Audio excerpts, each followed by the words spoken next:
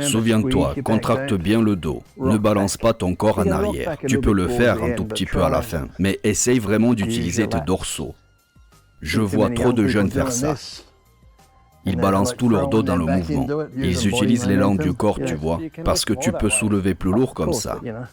Bien sûr, mais à la base, tu veux bosser le dos. Alors concentre-toi juste sur le fait de bien contracter tes dorsaux vers le bas. À mon époque, on n'avait pas tous ces barres fantasy. On avait juste les vieilles barres droites, mais certaines de ces nouvelles barres sont vraiment pas mal. Elles permettent des angles différents.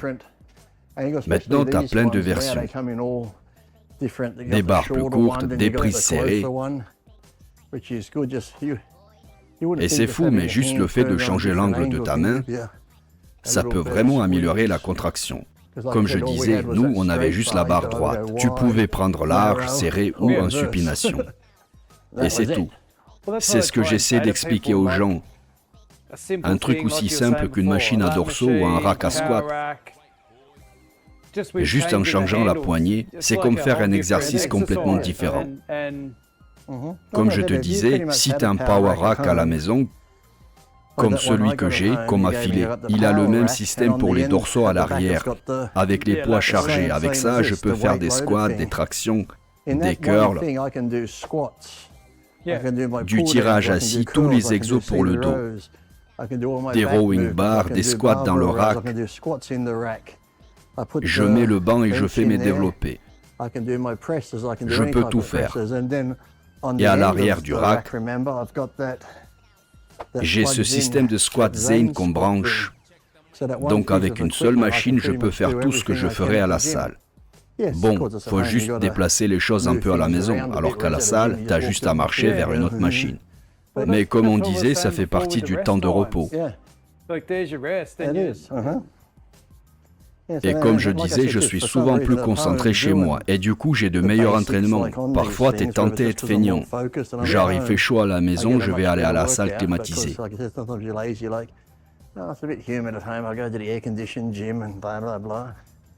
Moi en fait je préfère m'entraîner dans la chaleur. Comme ça je dépense plus d'énergie. Tu sens que tu bosses vraiment, tu vois. Aujourd'hui les salles, je sais que les gens y bossent dur, mais elles sont devenues trop confortables. T'as les jolies lumières, la musique, la clim, les ventilateurs, les machines toutes douces. C'est presque trop beau pour y transpirer. Tu transpires par terre, t'es là, merde, j'ai sali. Alors qu'un jour chaud et humble, t'es là, je suis là, je bosse. Et tu vois, aujourd'hui, les gens payent super cher pour aller dans des saunas. Des trucs infrarouges et tout. Alors qu'en hiver, ici, t'as pas besoin de bain froid. Tu viens juste t'entraîner ici, c'est bon. Et quand tu t'entraînes dans cette chaleur, tu transpires vraiment, t'as la peau trempée. J'aime pas transpirer, c'est chiant. Mais une fois que t'es lancé, tu kiffes en fait. Tu t'en fous, c'est juste le début qui est relou. Mais une fois que tu es dans le truc, c'est parfait.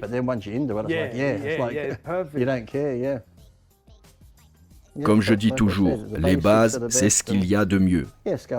Aller en salle, c'est bien, mais tu n'en as pas vraiment besoin, crois-moi.